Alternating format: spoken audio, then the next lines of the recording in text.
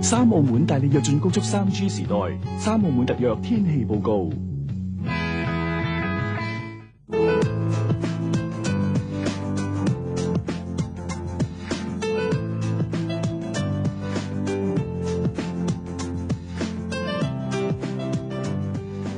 Hello， 大家好，我係 Regina， 歡迎收睇由三澳門特約嘅天氣報告。而家同大家講今日6月11號嘅天氣先。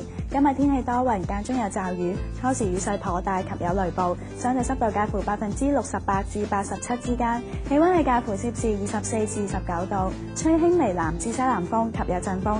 今日嘅空氣質量指數係介乎6至30，空氣質量水平屬於良好。預測下聽日嘅空氣質量指數啊。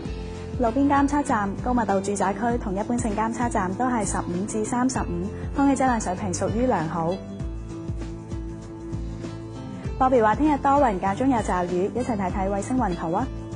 預料一股西南氣流將會持續影響本澳天氣，而家一齊睇下未來幾日嘅天氣啊！預測聽日天氣大致多雲，間中有驟雨，氣溫係介乎攝氏26至30度，吹輕微南至西南風。星期六多雲，間中有驟雨，氣溫係介乎攝氏25至30度。星期日同星期一都係多雲，有驟雨及可能帶有雷暴，氣溫係介乎攝氏25至18度。跟住一齊睇下中國各大城市嘅天氣啊！北京有雷暴17至35度，上海天晴22至32度，台北有雷暴23至30度，廈門有雨24至29度，廣州都係有雨24至19度。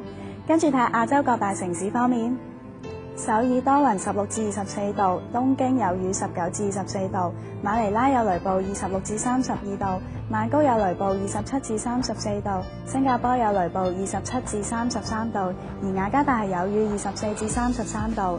跟住就睇下歐美各大城市嘅天氣預測。